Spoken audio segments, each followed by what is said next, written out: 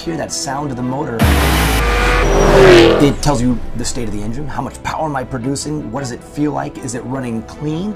And then the next thing is, it puts a sense of soul into something that a lot of exhaust manufacturers have tried to achieve with no success. I put many people in my street cars that have Borla exhaust, and I step on the gas pedal that first time, and they look at me and they're like, that is amazing. That's what your ears pick up and bring in, and that sensation is very hard to achieve.